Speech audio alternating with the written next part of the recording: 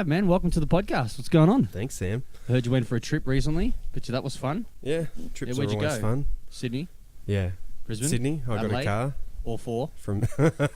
Travel a lot, man. Remember Yeah. Sam Black? Yes. Yeah, she's away at the coast at the moment. I sent her a message last week. I was like, hey, you coming in for music practice? She sent me an article or something. It's like, it's weird, but good for you. I think she'll be back next week. What was the sometime article? I don't know. I didn't read it. I never read them. It's, yeah, I don't have time for that. I got important things to do, man. I got Stargate to watch and whatnot. Yeah. So it's good. Yeah. So what's been happening in your life, man? Well, I went to the coast. Yeah. Got some shots of the ocean and the beach. And Nice. Got some really nice photos. Oh, man. Some beautiful pictures from on top of mountains. Yeah. Like you could see Maroochydore. Really? And I could actually see the ocean just beyond Maroochydore from where I was. Wow. And we were... I went to Maroochydore once. was I got inland a stranded bit. there once. Oh, really? Yeah. Me and a bunch of friends went up there. Well, not my friends, obviously now, because they literally left me there. I got out of the car to go to the toilet. How long ago No was joke. this? This was when I was like 17. Holy crap. So I jump out of the car at Maroochydore to go to the toilet. What, at and a I come- servo? yeah. No, at a park. Okay. And no joke, eh? Yeah, you bastards, wherever you are right now. No, so I got out of the toilet and I come back to get in the car, and the car's gone. So yeah, I was stuck in Maroochydore. How many people were you with? It's like 7 or so. We had a big van and stuff. Anyway, I slept on the beach and shit, and it was Oh, was that would have bleak, been man. actually a cool experience on the It beach. wasn't. It It wasn't. wasn't. I was freaking out. Oh, Had wow. no money, no I guess food. at that I was age, stuck in a strange town. man, if that... It sucked. At times when I've been...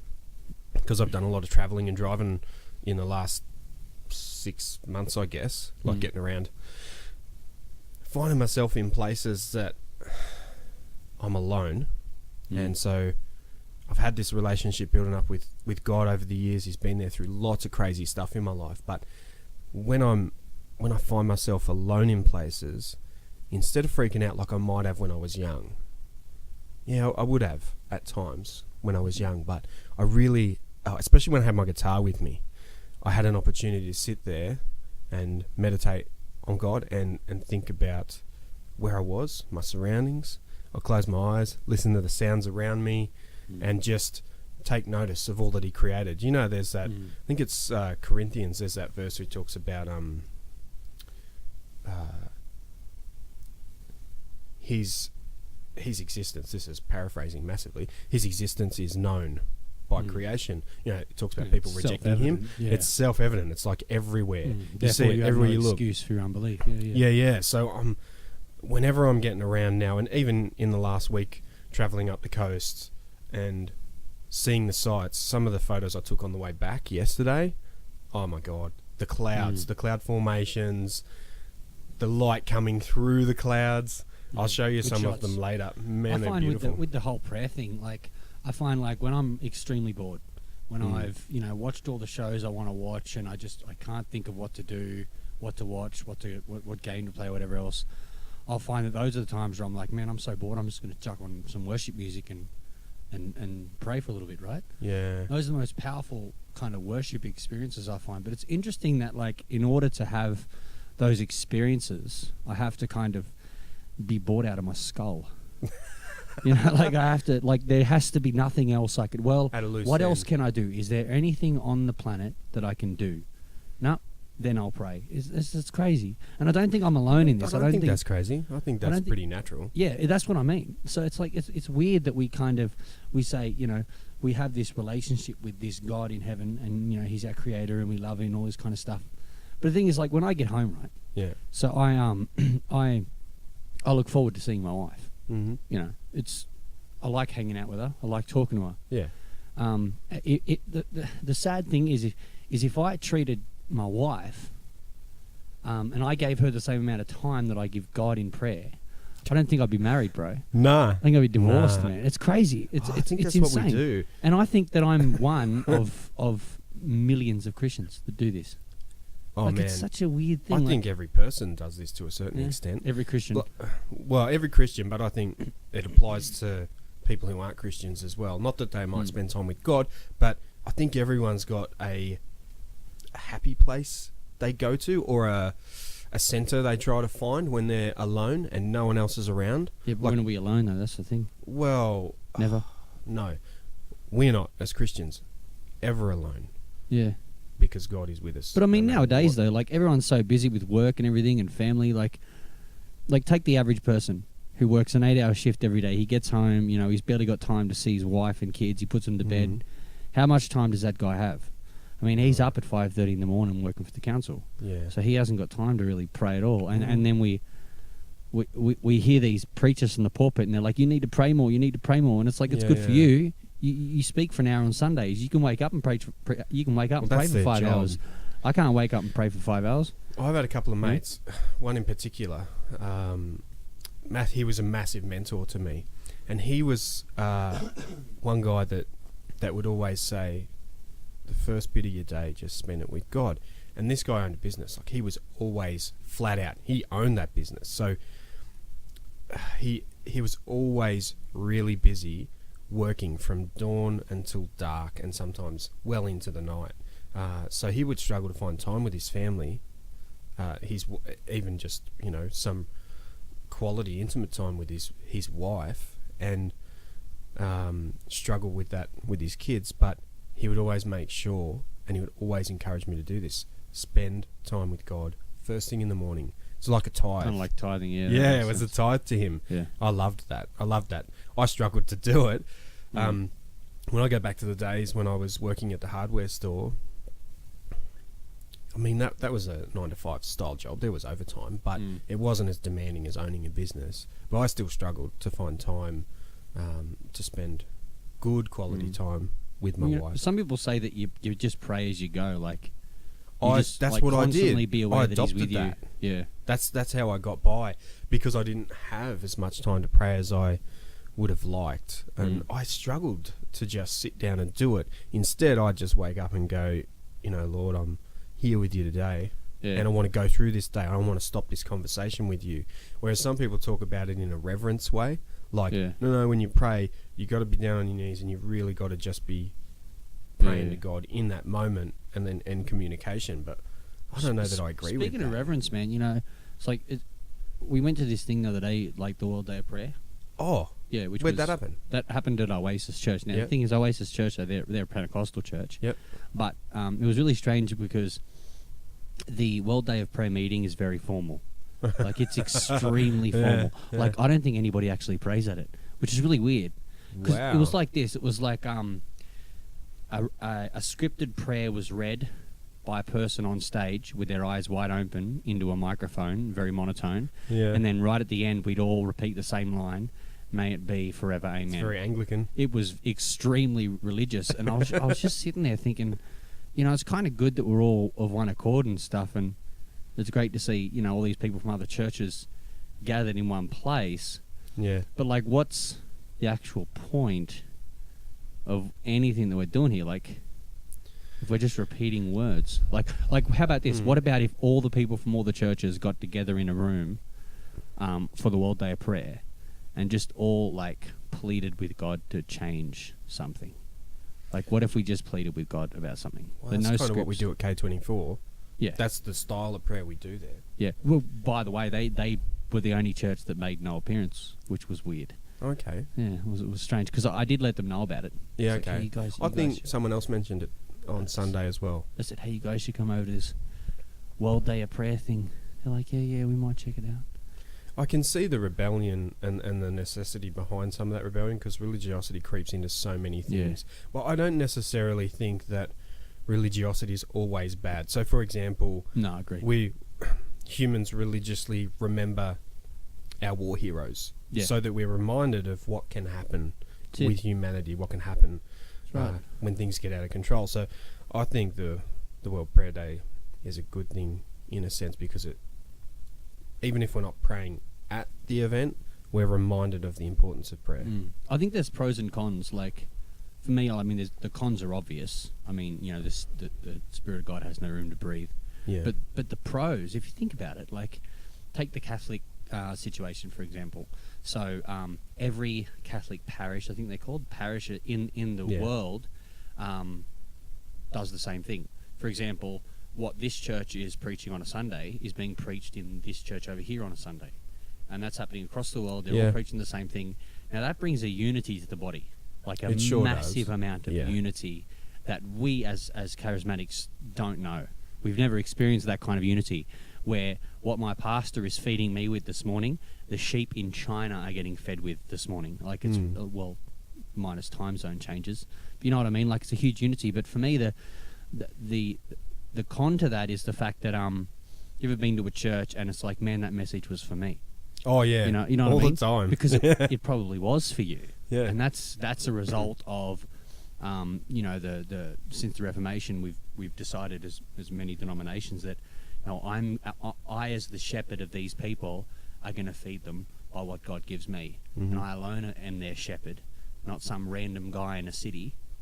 I'm here with them on the ground shepherding them. Yeah. So I'm going to feed them from God's mouth to theirs. Yeah. And so you get this really personal preaching style where you can walk into a church and really be impacted by the message sort of thing. So I would always get that, whether I was at the Anglican church, Baptist church. I think that might have something to do with the minister who's there at the time. Like, you'd have to imagine that's it. Almost, I would say every, but I don't know the hearts of every man, but generally every minister is going to have a desire to communicate what he's being told by God and what he's learning about God with the people around him. And it's going to be applicable to himself, I imagine, or herself, and then they're wanting to share that with whoever they can. It's like when you're preaching, you get this idea and you just want to share it with whoever you can. You get excited. You get passionate. Yeah, you're like, man, this they need means to a hear this. lot to me. Yeah. I want to really share this. Yeah. So, Even the bad ones. You ever get the? I don't know if you've experienced this before, but sometimes you got a message and you're like, this is gonna change lives, man. This, as Ivan would say, it'll change your life. Yeah. But then you speak it, you preach it, and it's like, wow, that was bad. and especially when you listen to it back, to review it, whether it's worthy for YouTube or not, and you're like, whew, I don't know about that one. I think I've had a few messages like that where I just I thought at the time that it had some steam on it, but then upon closer inspection you realise that it's a bit, don't know about that one. It's a bit silly. I think it was a shame that you didn't record the time travel one. Yeah, I think that's a bit heretical. I think. Do you? Yeah, I definitely do. Trust me. If I preach that sermon in most of the churches in the world today, like, I would be ridiculed. I'd be straight up called a heretic, especially with the final statement, especially placing us back there. Yeah. You know what I'm talking about. I do. Yeah. Like, that's a heavy thing to accept, man. But You why know? can't? I mean, if Why I can't had, we have conversations like that? well, we can, Ideas. but nobody wants to, and this is what you'll always be met with. So if you talk like this or bring this kind of subject up with most Christians, what you'll find is they'll say, well, that's just unimportant. It's like, for example, the Book of Enoch's a great example. Like, you've got the Book of Enoch being quoted by all of the early church fathers, just about. You've got the Book of Enoch quoted in the Bible, in the New Testament. Yeah. You've got the Book of Enoch quoted and held in high esteem by the Second Temple literature. The Book of Enoch was considered for a long time as a very important book. And the narrative that it displays was considered factual, regardless of canon worthiness or not. Yeah. It's been considered and is considered factual by any legitimate scholar who's worth their weight in breadcrumbs. It takes that book seriously. Mind you, first Book of Enoch, not the other weird ones that come to us later. But my I don't point know is about the other ones. well, that good. So my point is though, if you talk to most Christians about the Book of Enoch, they think you're into weird pseudo-Christian literature. They have no idea. They're just unaware. So if you bring up subjects like the Transfiguration and the Holy of Holies, and you start doing word searches with them, they're just like, dude, you're chasing rabbit holes. Yet the Bible says, it's the glory of God to conceal a thing, but the duty of kings, who's the kings? You and me are called to be kings, because the worldly kings are not recognized by Him. They're illegitimate kings.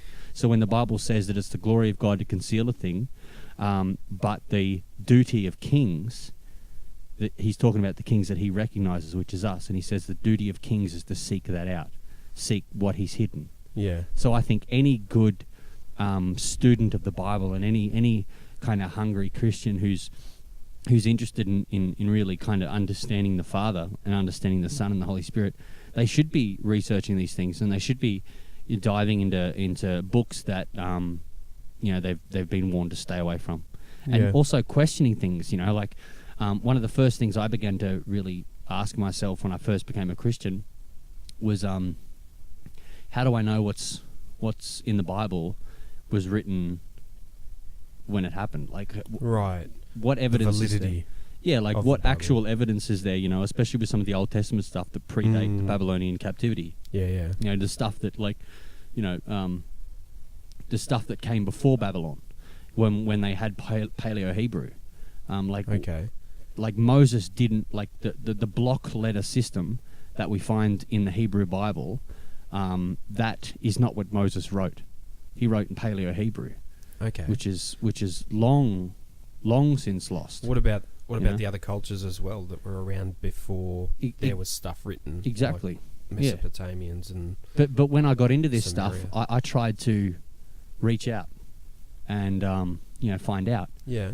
And the only people in my life that knew the answers didn't care to tell me. Oh. It was really strange because most of the people I knew had no idea what I was talking about and just thought I was a raving lunatic. Yeah. And the one or two people that I knew were theologians, like they weren't like legitimate pro-theologians, but they knew their stuff very well. Well studied. A couple of them had some Cert 4s and diplomas and stuff, and so when I reached out to them, it kind of maybe they didn't mean it this way, but it kind of felt like they were like, that's just a waste of time. Don't get into that kind of stuff. It'll take your eyes off Jesus, sort of thing. Yeah, I've been told that kind of thing before. Oh man, I don't know about that. When you think about it, the message of the gospel is really simple. Yeah, it's real simple. But does that mean we can't check out other things and try and understand more about the world around us, the history of what's come before us, and what? Imagine if you ate the same meal every day, and then like every day for 20 years. Like you woke up, you had some mashed potato and some sausages every day for 20 years. Then someone brings you a bowl of ice cream. Oh yeah. And you're like, what the hell is this? Whoa! Like, what the hell is this, man? And then someone else takes it away from you, and they're like, that's a waste of time. Go back to your sausages. What the hell, man? I don't like. To me personally, it's for example, understanding what the pre-flood world was like, if you believe in a global flood, but understanding what that world may or may not have looked like, it's irrelevant. I mean, it literally is pointless. I mean, I suppose you could extract a few kind of foreshadows and stuff out of it, I suppose, but mostly it's unimportant, really. But the thing is, it's yummy. Because it doesn't necessarily impact now your day-to-day stuff. It's got nothing to do with Jesus and his atoning power and what it means to be a Christian today. Of course not. But I find it yummy. It tastes good. It's ice cream. It doesn't give me protein. It's not giving me energy, but it's yummy. Yeah. So to me, I think I couldn't imagine a world where, I just knew the basics of Christianity. I just knew the basics of what the gospel is, and I could quote Ray Comfort when I needed to, but that's about it, I like to really know what did my father write. I'm not sure you want to pick Ray Comfort out of the pool of options. Probably not.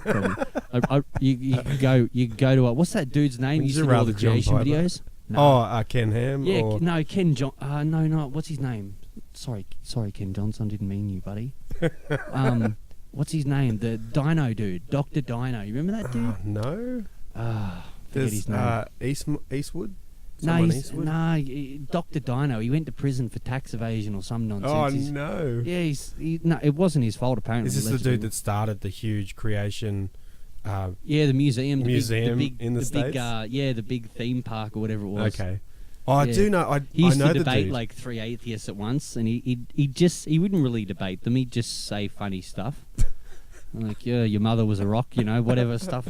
Just Your mother was a rock. That's what he'd come out and say. He'd just say, well, okay, everyone, if we all agree with you, then our grandmothers are rocks and whatever else. And It's just, do you ever cringe sometimes when you watch these guys when they hold up peanut butter jar and they say, "This is the atheistic nightmare," you know, and you're like, "Dude, come on, man." The Ray Comfort thing Really? with the banana. Yeah. Oh, man.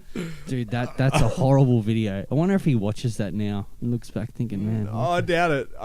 Because he was using it for a purpose to try and explain something very specific to certain people. That's crazy. There was a time where I watched that and thought it was good, but the more I watched it over time, I'm like, oh, man. Yeah. I'm glad I never did that to no one. It's so ridiculous, man. And the thing is, I remember being a non-Christian. I remember, a couple of years back, not knowing God and having some Christians try to proselytize me. Yeah. I remember just thinking, like, you need a throat punch or something. Like, it just seemed corny. It just seemed corny and ridiculous to me when people would like. I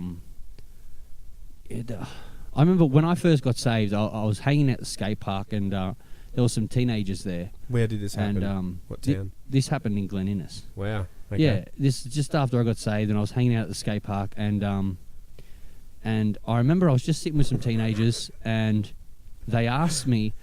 We were talking about church and stuff. Okay. I wasn't really preaching to them or proselytizing to them or nothing like that. I was just hanging out with them. Having a conversation. Yeah, having a conversation. And I began to tell them, how I've recently become a Christian and stuff. And I basically said to them, when they asked me the question, well, why do you even believe in God? And I said, well, it's like this, man. I said, like, yourself. And this was a young girl. She was probably 16. And I said, yourself. Like, you don't need me to tell you. Like, something's wrong here. Like, something's off with the world. It's like there's a little cog missing. Something's twisted. Yeah. Like, this, man. I know. Everyone knows this. So the question is why, though? Like, Buddha looked at the world. He saw the same thing as you and I see. Yeah. And he said, well, okay, how do we fix it? And his logic ran wild, and he said, well, okay, clearly if he didn't love her, he wouldn't get jealous when she cheats on him, and therefore he wouldn't get angry and kill the dude. It. Yeah, so that's a logical way to think about it. And let's sit in the middle somewhere and never feel a thing. You got some people in caves who receive divine revelation or whatever it is, and we're all trying to solve the same problem. Like, we're all looking at the world thinking, "Ooh, this ain't right. This ain't cricket." You know what I mean? Mm-hmm. I mean, and that's all I said to her. And I didn't tell her about Jesus. I didn't quote a Bible verse. I just said that to her. Yeah, and I believe that impacted her way more because she didn't. So what these other dudes say? Did you witness it? No, I didn't tell them about Jesus. No, the other guys when they came that were trying to do that. Like, what dudes? You said that these other people came up and they were trying to. No. Did I say that? I didn't mean that. No, I was just there by myself. Oh, okay. Yeah. No, I was just there by myself. Yeah, right. And and that's all I said to him. And I believe just having her walk away thinking, yeah, something is messed up with the world. Being aware of that. But you've witnessed other Christians do a Mormon style. Oh yeah, invasion on someone's. I've seen Christians do outreach, man. It's ridiculous. It's kind of sad with their tracks. Like, how gay are tracks, man? I used to no do offense. that. I don't mean we shouldn't really. Yeah, I know you did. I bet you did. I shouldn't really say the word gay in 2018. I need to kind of change my language there. It's homosexual. So yeah, well, whatever. It's bad luck getting. Yeah. That's right. But my point is, tracks are awful, man. It's like, here's a you ever I remember seeing tracks when I was younger, as an atheist. Like, do you know where you're going to spend eternity? John 15 or whatever. It's like, dude, that's not going to reach me, at all. I'm going to throw that away. Yeah, that's crazy. I don't know why we think that it works. I don't think Paul used tracks. I think he just went to a place, and he had this mentality of, okay, God, you want to reach these people. If you don't give me the words to say, they're not going to get reached. So you need to give me the words to say. You also need to give me the boldness to say it. Yep. And so it was really Holy Spirit driven. But then we kind of we kind of turned what was meant to be Holy Spirit driven into this commercialized. Let's stamp a bumper sticker slogan on a short bit of cardboard and just give it to random people. It's like, oh, don't know about that, man. I don't think that I works. don't know. I think there's certain circumstances where things like that can be useful. But, so for example, when I used to do it, I wouldn't just go do it because I thought it was my job to do it. I did it prayerfully and thoughtfully. I wasn't trying to shove anything down anyone's throat. I would have the tracks, and I wouldn't always give them. Selective giving, like you'd be like, Holy Spirit, who I'd do you be want me to praying give about these it. to? Yeah. You remember we were talking before about trying to be in prayer consistent, like all the time, in your daily walk with God. And so that's how I went about it. So, you know, like there's been times where we walked up the street and you and Ivan and Susie have talked about it. Just wait for God to show something to you and then move based on that. And so that's how I would do it. And sure, you know, there were times where I'd hand tracks out, you know, because when you're doing something like that and you're trying to step out in faith, you go through a range of emotions and thoughts and what ifs and maybe I should try this or that. So I would have done some retarded things, I imagine, and said the dumbest stuff at times and annoyed people. Sure, I would have annoyed people at times, but there were times where I actually had an opportunity to connect with someone, even in 5 minutes. Yeah. And it was weird. And sometimes those particular cases, so say I talked to 50 people in a day and 2 of them were good conversations. One of them took a track, the other one I didn't get the opportunity to share a track, but the other one who took the track, maybe it was useful for them. So I don't know, it's like saying you know that I've said this a few times in the past, is that if I lived my life trying to share my understanding of God with everyone I met and only one of those people was ever revealed the truth to them and they come to know God, that would be a life worth living. Yeah, it'd be worth it, wouldn't it?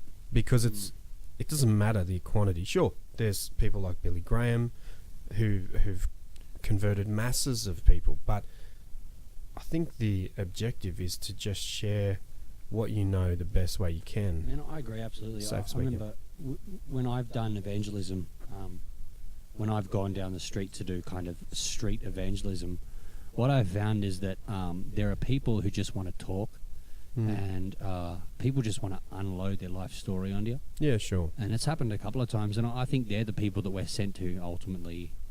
I don't think we're there to really kind of tell the gospel to people. I think we're there to be Jesus to people. Just love people. Yeah, that's it. I mean, the woman at the well needed Jesus.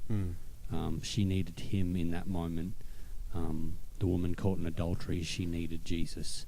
Yeah, And so Jesus could have told. You ever notice that when Jesus made the statement, you know, the kingdom of heaven is at hand, he always made those statements in certain times at certain places, but he never said that to the woman at the well. No. He never said that to the woman before his feet caught in adultery. And so when you're down the street and you're dealing with... He came to her defense. Exactly. And when you're down the street with normal people who are living their normal lives that don't know God, you're not... Technically, your message isn't supposed to be the kingdom of heaven is at hand, if that makes sense. Because that's not what Jesus would have done. Jesus would have said... Time and a place, though. Yeah, time and a place. Like, he did do that to some. Yeah. Like, it's coming, man. You best reform. In certain situations, he would do it, but it would always be in a specific situation. But I think Jesus was just there for people. Like, there's a middle-aged man sitting on a bus bench, and he's freaking out. He's pretty sure he's going to get divorced.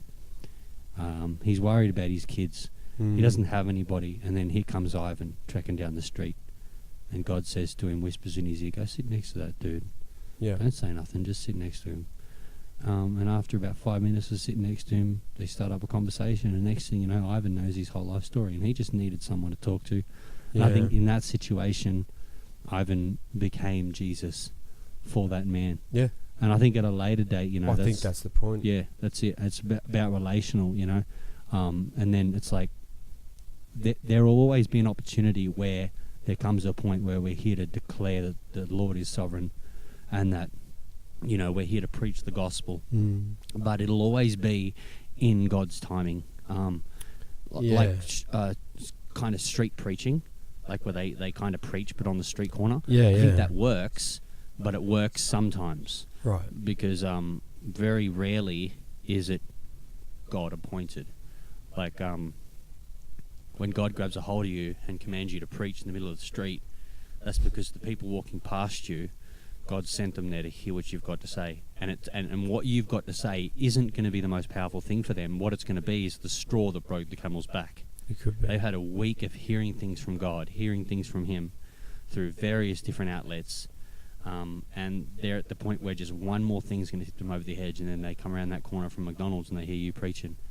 Bam, they're floored. You know, Just at the right moment. They need Jesus. That's when it's of God. But most of the time, standing on the corner declaring that the kingdom of heaven is at hand, it is not effective, and it's not what Jesus would do. And quoting verses like, well, His word will not return void, like I've seen them do, hold up picket signs with Bible verses. I'd say that and Jesus when asked, did do that a bit, but well, he I know did. you were talking about a certain context. Yeah, he did. He does it at certain situations. So in the Bible, for example,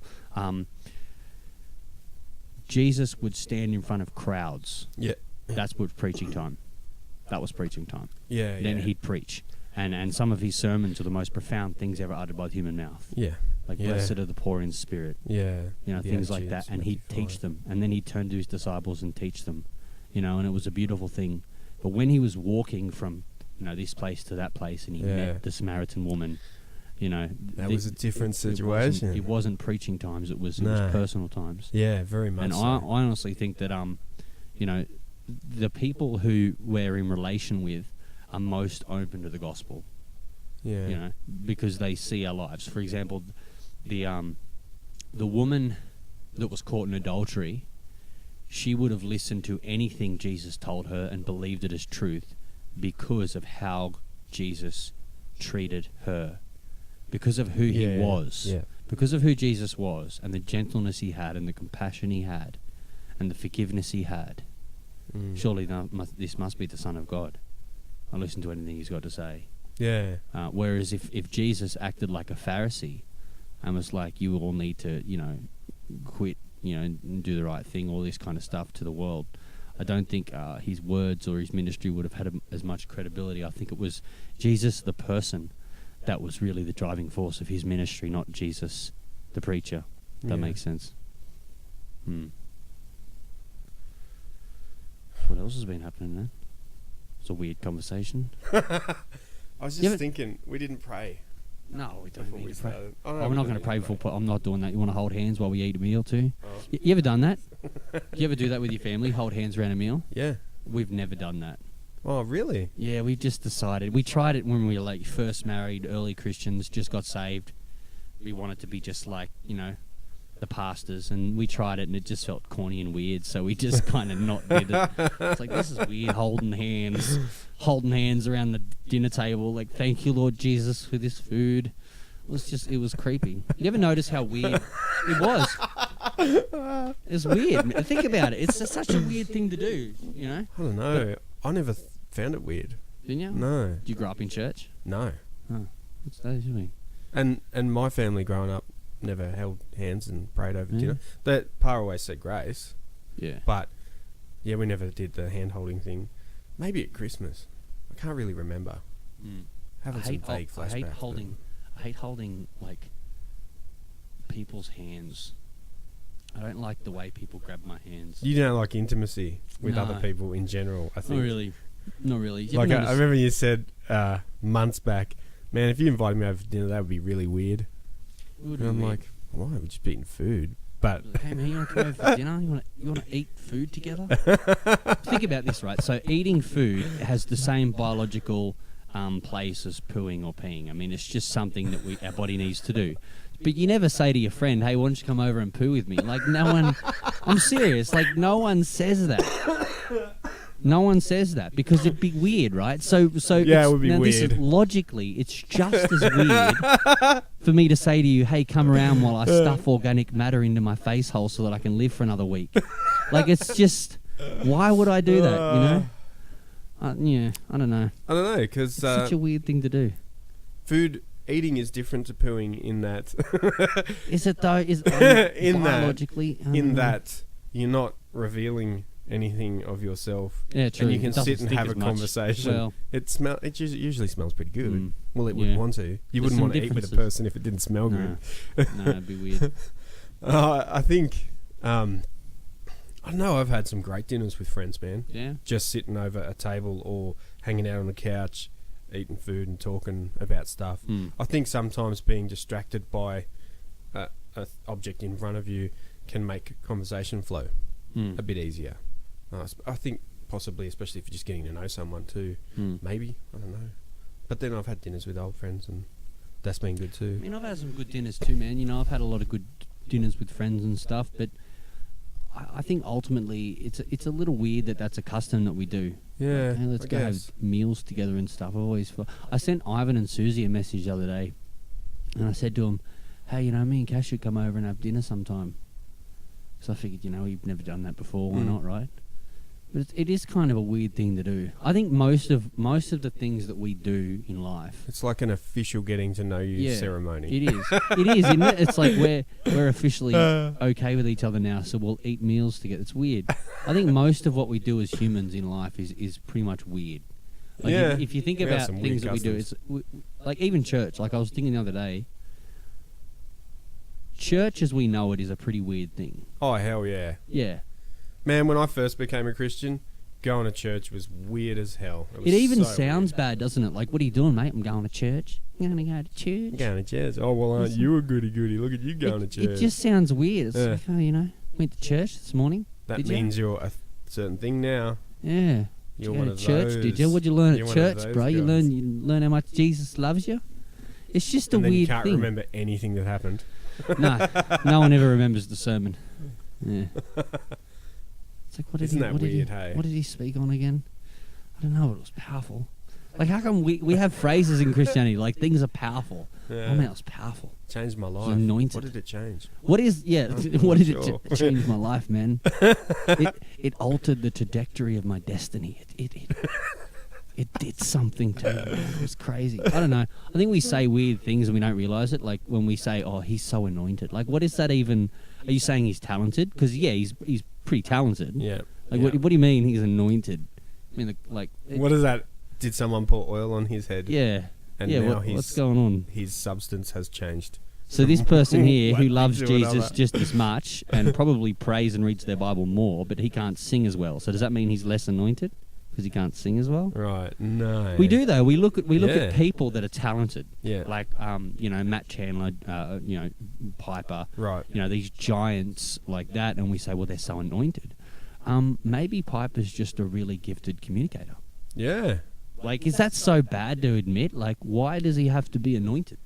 Right. Why do we all have to be anointed? And it's like I just get this mental image of this one random African guy that just lives in a tiny village of 12 people, and he walks from here to there and sees people on their way, and the stuff he talks about to them changes their lives.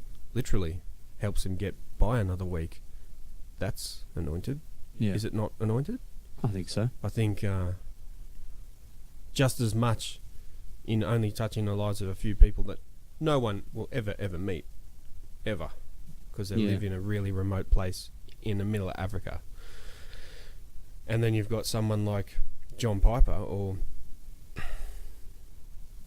let's just go with John Piper or Mark Driscoll. Let's pick on him. Let's pick on them. These huge names, they must be anointed. Oh, Driscoll, not so much anymore. I don't know. I mean, he's got a YouTube channel he's not happening and stuff. About a lot now, but he's still part he of used the to be massive church. He used to be massive though. No, he stepped down from Mars. Yeah, I know that, but now he's part of something else. Is he? And it's just as big. Is it? He's just I didn't even know. There you he's go. just I'm not out the of the front loop. man anymore. I'm out of the loop. Oh, man. I can't remember. I don't even know. So he was in Seattle. I love Driscoll. They man. moved he's a long way. He's such a dude. I'd love to hang out with Driscoll. He's such a dude, man. He would hold you so accountable. He would be the biggest pain in your ass. He'd try to hold day. me. He'd try to hold me accountable. He would, man. I'd be like, what? And there would be some fear in that. I'd be like, come at me. You seen bro. him? He's a solid dude. He's a big dude, man. I'd be like, come at me, bro. I don't care. I'll take you on, man. I'll take you on, Driscoll. You heard it here, Driscoll. I'll take you on, buddy. But no, he's a good bloke. I'm not going to take you on, Driscoll. He's such a beast, though. He's such a cool dude, man. I'd love to hang out with him. I was watching the whole thing when it went down with what happened to him and stuff like that. And I love that interview he did with Brian Houston from Hillsong. You ever seen that? Oh, I think I saw bits of that. So I don't think I saw the whole thing, though. So good, man. So good. So he was set to preach at Hillsong conference, right? The big Australian conference. And when then, this was all happening? Well, just after it all happened. Right. And so, like, naturally, because he's Driscoll, the charismatic community in Australia went nuts and said, no, if you let him speak, we're going to boycott the conference. Wow. You know, yeah, well, the charismatics, I mean, they're pretty... Driscoll's a bit hard, you know, but, I mean, he's nothing compared to, you know, he's very Paul Washer. reformed. He's nothing compared to Paul Washer, who would, you know, destroy... It's a different a lot of brand of people. charismatic Christian. Mm. Like, super reformed, but Mm. very charismatic in the way that the Spirit is allowed to work. Their Yep. idea of how the Spirit works and how God moves amongst Yep. people. So they're going to boycott the conference, and so the Hillsong, what do you call them, the board of directors or whatever it is, Right. they're like, okay, we're not going to let him speak. So they cancelled his speaking engagement, right, for the conference. That's a pretty big But deal, then though. Brian, like a boss, goes, you know what? This is unfair. I can't, because he's not, like, he's just the pastor. He's not in charge. It's not our church's work. Mm-hmm. So he couldn't do anything about it. But what he decided is, hey, I'm just going to go home and have a coffee. If Driscoll happens to walk through my door and have a coffee with me, this is literally what happened. That's fine. If there happens to be a camera rolling, if there happens to go on YouTube, that's fine. I don't mind. What's it to me? And so it was just this conversation between Driscoll and Let's Houston go. sitting in their lounge room, just talking to each other. And it was kind Wow. of, yeah. And so it was Brian's way of saying, this ain't fair, man. But we're still Yeah. going to have something, you know? Yeah. Yeah, it was great. It was a great conversation. I think one of the things he said was, one of the things Driscoll said was how sorry he was to the Pentecostal movement, because he said that you know, for years and years he ridiculed the hairy fairy Christians, Yeah. but when the crap hit the fan, they were the only ones that embraced him, Yeah. and they all came alongside him saying, "It's all good, bro. You know, we've all been there." So it was good. It was a good moment for him, I think. Oh, I I'm think going to have he's to check that out. Oh yeah, you should definitely do it. It's on YouTube. Yeah. Just type. I in, haven't listened to a lot of Driscoll since all that happened. I did follow him in his new circumstances and where he moved to, but because he's not the front man, he does like a bit of a podcast or a vlog I can't now. imagine him being not the front man though. That's such a weird thing. Like, Yeah, but maybe it was necessary for him to step back for a bit because he started Mars Hill from yeah, a few people in his house, Yeah. and it grew to a mega Yeah. church. And he is quite an aggressive person in general, and some people will really struggle with that. I think his aggression is necessary at times because so do I. he really communicates some serious perspectives and Mm. important beliefs, like men not hitting their wives, for example, or their partners at all. Mm. Men taking responsibility for their actions. He's great for men, especially because that's why I talk about accountability. You know, you couldn't get away with anything if he was one of your mates. He would just make sure that you were... I'm like, bro, I'm perfect. What are you talking about? When God sees me, he Oh, sees really? Jesus. He'd be like, really? What? No, you're not. I'd be like, yes, I am, bro. When God sees me, he sees Jesus. So I'm perfect before God, man. Nothing I can do can affect that. Perfect before So- God, but not men. Yeah, and then I'd be like, okay, Mr. Calvinist, you know, whatever you say. If I meant to do the right thing, I'll do it. And that'll be up to him, won't it? So don't blame me. But And then we'll still just get move held along accountable. quickly. Pardon? But you still get held accountable. Yeah, he would just yell at me lots and... Yeah. You know, wake up! Something Oh like man, yeah. that. Yeah. That was Imagine Paul powerful. Washer. Imagine sitting in front of Paul Washer. Oh, you'd be afraid. Like you'd be. I cannot sit in front of But this. he dude. identifies with a different kind of communication. Like he would be the most loving mate. He I would. reckon. He would just cry with you Yeah, and yeah. laugh with you. He would take a bullet for you, and he wouldn't. If you were going going to to talk know about you. something emotional and you were going to cry, he'd start crying first. He would. Guaranteed. He's such an. A lot of those reformed guys, they scare me. Like they don't seem like they may love Jesus and all, and that's great. I'm happy for them and stuff, but they don't seem like they'd be fun people.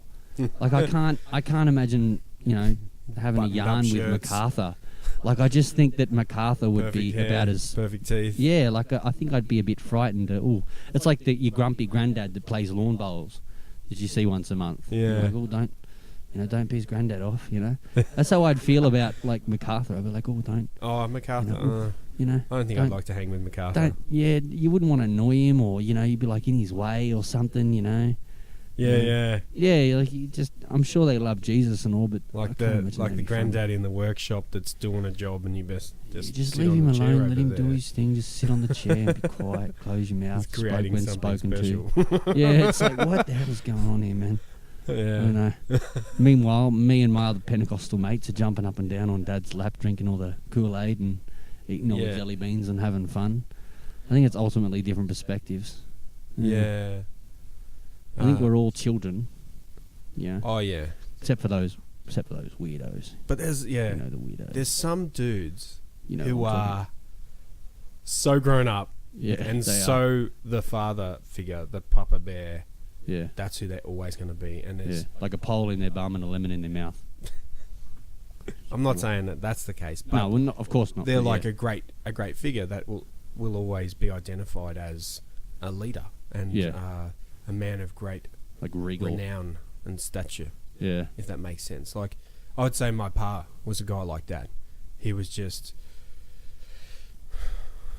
an amazing dude. Like he was an amazing man, and you wouldn't ever consider him equal. He was always better. That's how I would see him. He was always the example. Yeah, the example. Like we look at Jesus. I could never be that way. Hey, like I could never be an example.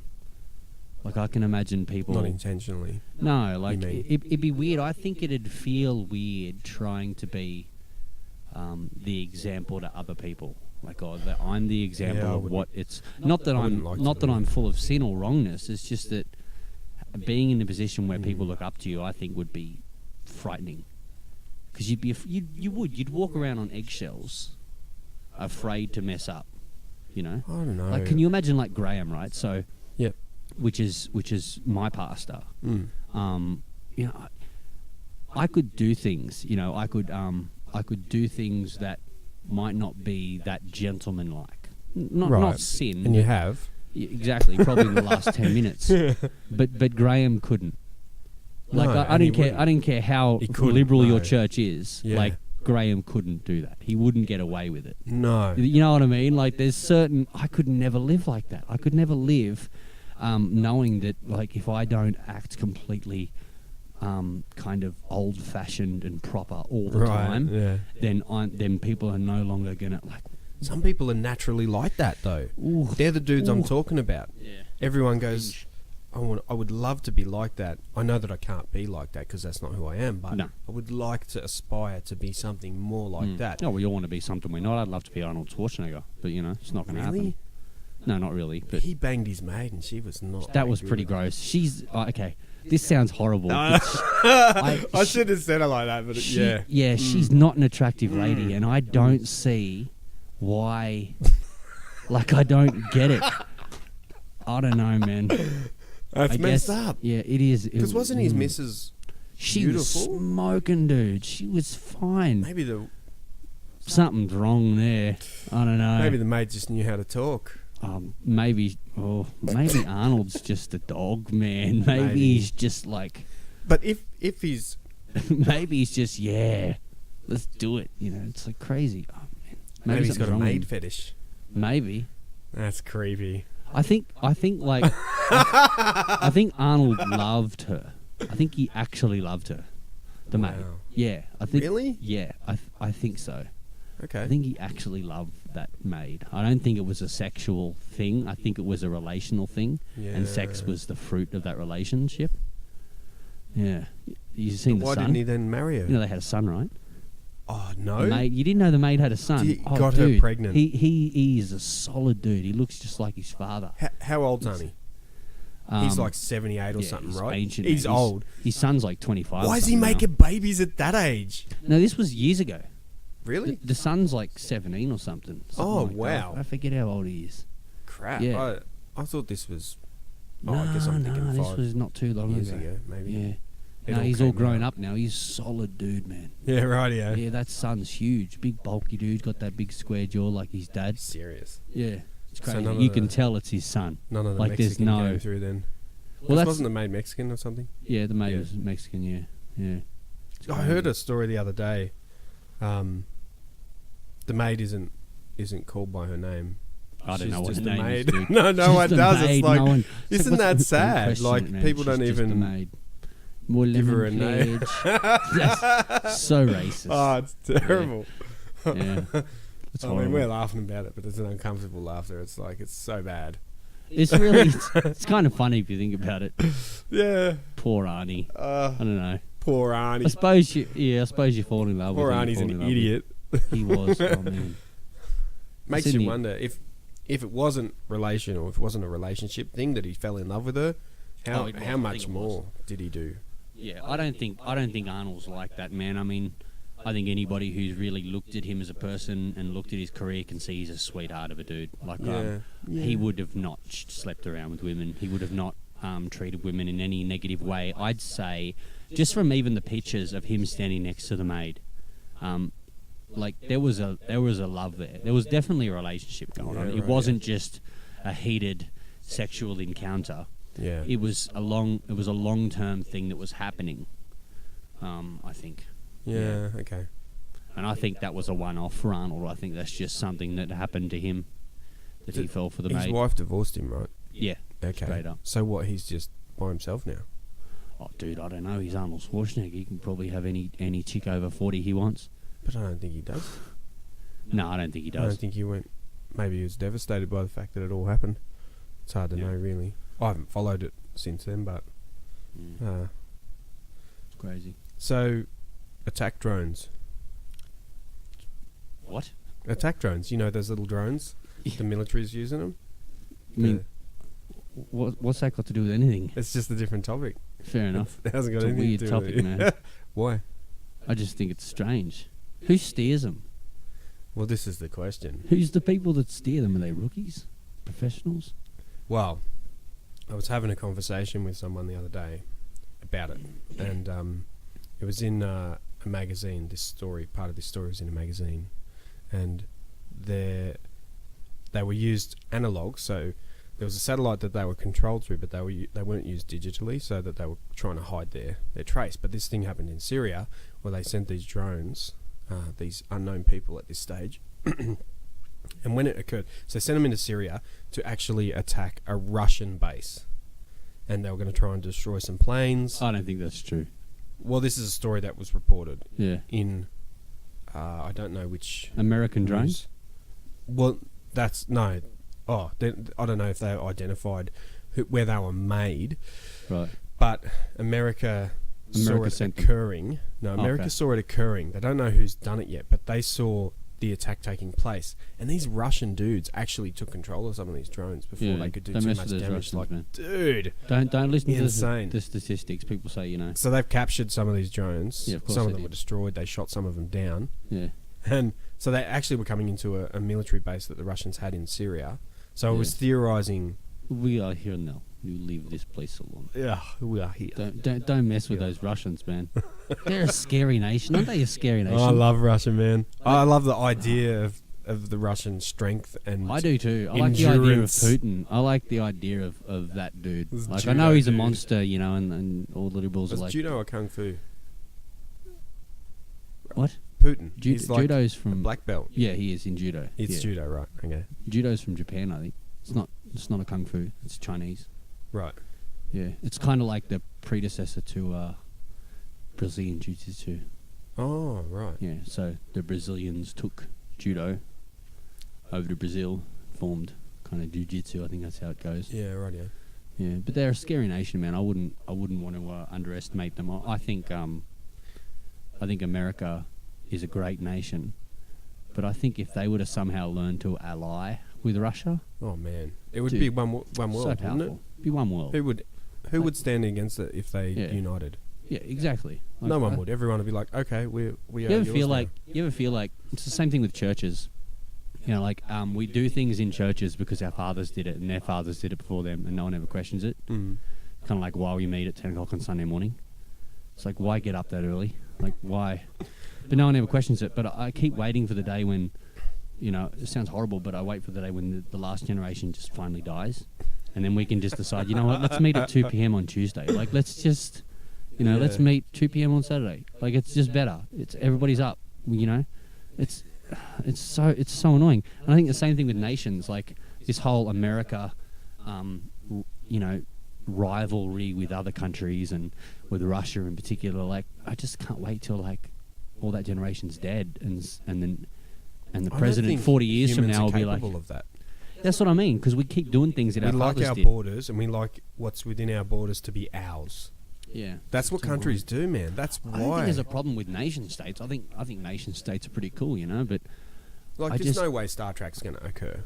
no, No, not even. I don't think ever. It defies human- human nature. Like Humans can't you know what be Star that Trek allied. is? Star Trek is if you look at the framework of the Federation government, Yeah. it's straight up socialistic communism. It's. I mean, Yeah, it is. It yeah. straight up is. Yeah. And It this is the really thing. is. This is the thing. This is the thing. Socialistic socialistic government, and things like that look beautiful and utopian on paper, but the problem is when you've got Stalin leading it. You know. Like, Yeah, it gets messy. so the issue People is die. it's a great system. I mean, you know, if you subscribe to certain forms of eschatology, you believe that one day Jesus will rule the earth in a communistic dictatorship, Yeah. and that'll work then because he's leading it. But I think as long as a human being runs the system, even the most utopian ideals, like people are really against, What makes you think it'll work if Jesus leads it?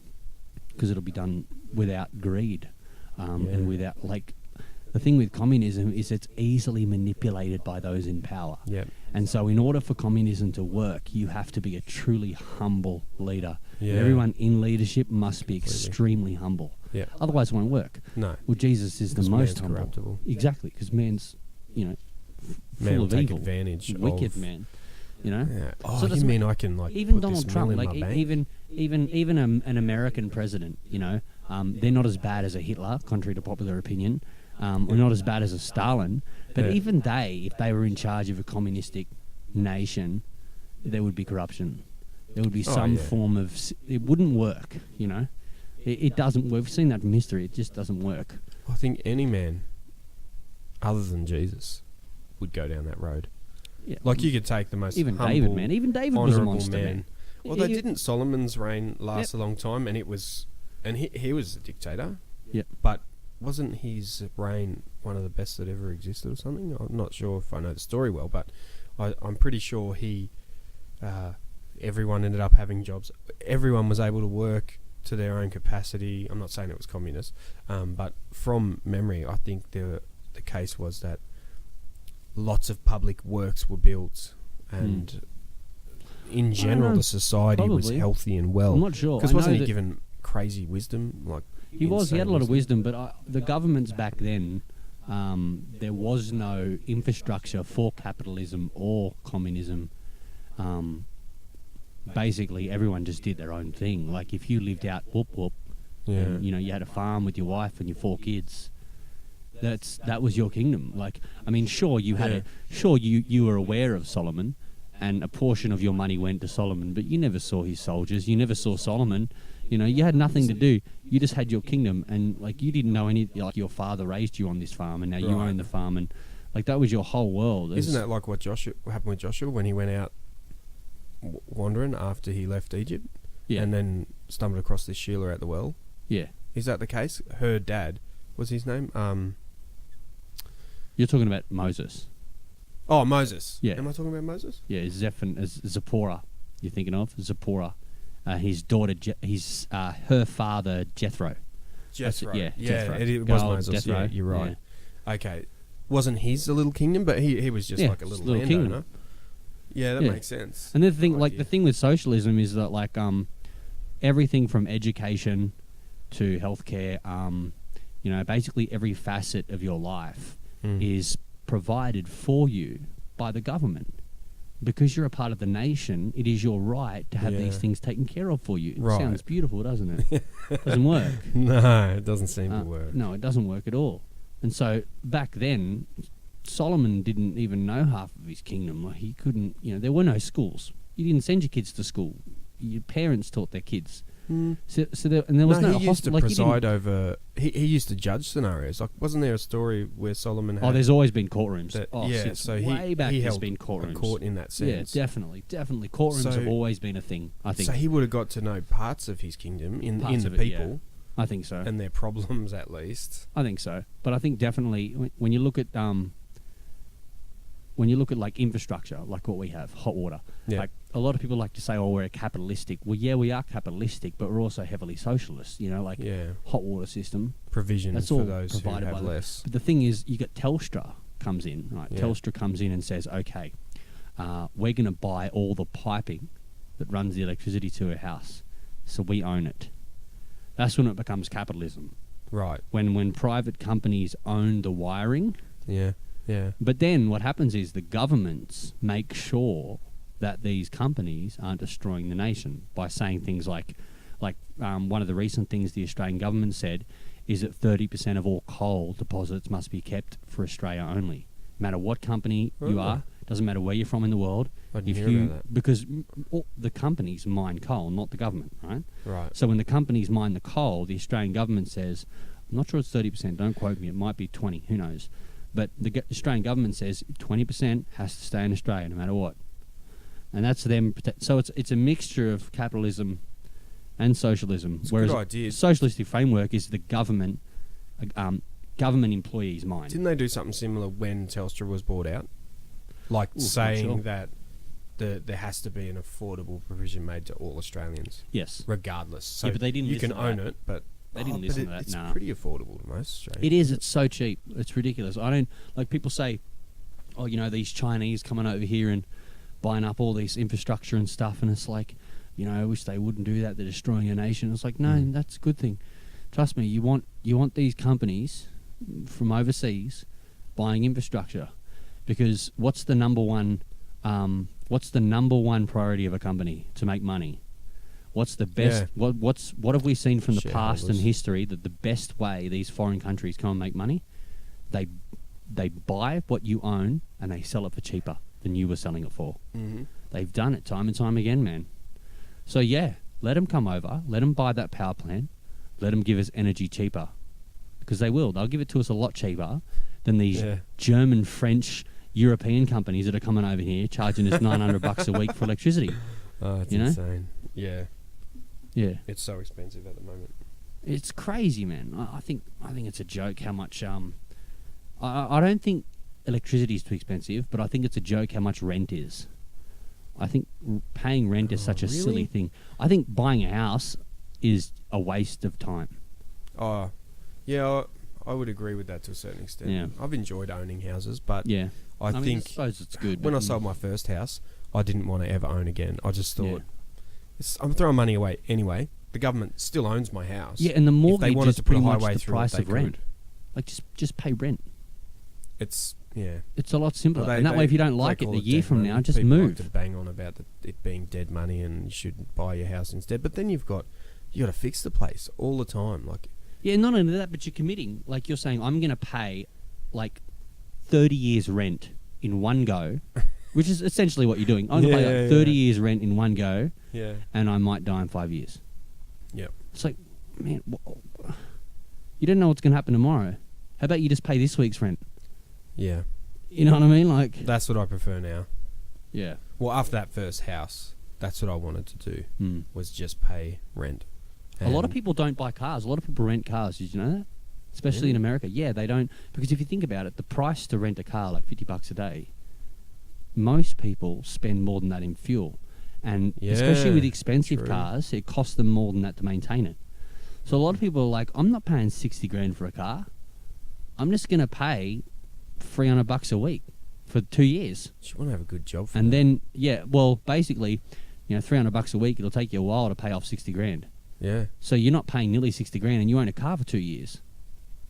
And you haven't paid close to what it's worth brand new, and you've owned it for 2 years technically. You've just Yeah. been renting it every day. Yeah, yeah. Then you change cars. I don't like this one anymore. I'm going to get a new one. Yeah, I A gotta fresher make one, at a least newer a one. car. Get your And deposit it's back. beautiful. It's a good car. What, your car? No. A mate. I was going to say, leases your a car. car's a piece of crap. My car's great. It's not, Bite me. It's freaking awesome. it's not good, man. Black. It's zippy. Don't like it. Yeah. Tell us about your friend's car. I don't You like your rent one. jacket. That's cool. I don't like your haircut, but that's okay. Tell us about your friend's car.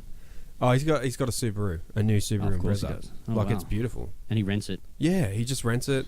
Love I it. think he See, takes so good, man. It's even a when he raw- fills it up, like the fuel's even covered. Yeah, of course it is. That's It's what I mean. insane, man. It's insane. Oh. It's great. Such a good deal. Buying a car, It's buying a expensive, house, but these things are raw. He's got a good job though. So. Crazy. Yeah, I don't know.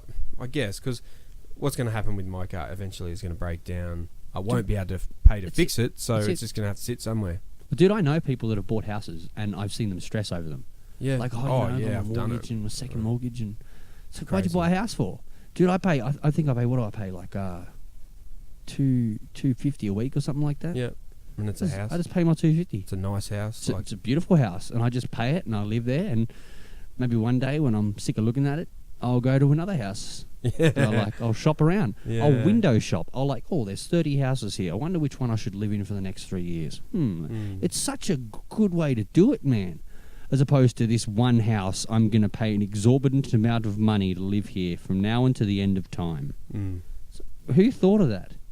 That's an archaic system from back in the day when we used to build our own houses. Kingdoms, right? Yeah. So this is my little kingdom, my castle. No one ever thought about leaving the farm. Like you just you built the No. house there. That's Your where you live. generations would come up. That's it. That's where they were going to live. But that's back forever. then. Like we don't like. I can literally hop on a bus. We're like nomads now. and We be just hundreds move of miles. wherever we Yeah, want. we can just do what we It's want. becoming more nomadic in Dude, that sense. dude, I swear, if I was single and had no kids, I would live in a tent in the scrub. Like I would not be wasting money on rent. I got a mate that does that. I couldn't do it. How rude is that? Someone ringing me. I think I've got my Turn your phone off. I think I got my stepdaughter's birthday party soon. Oh, okay. Party starts at 2, not 3, so I'll calm. Yeah. I'm not sure you want to say that stuff on a podcast. It's she turns 1. It's not that kind of a party. No, but you don't want to give out too much personal information, right? Oh no, I didn't tell her name or nothing. It's fine. Okay. Creepy people on the internet. Yeah, well, you never know. Yeah, man. I do. We'll wrap it up then, since I got to go. Yeah. Obviously. Yeah, cool. Well, man, it's been great, dude. I love that you'd come in. You're gonna have to come in again. Would you come in again? Every time. I'll be here every time. Would you come in again? Yeah. Yeah, I'll come All right, every man. week. All right, Yeah. that's it, people. Thanks. I'll see you Thank later. you. Bye. See ya.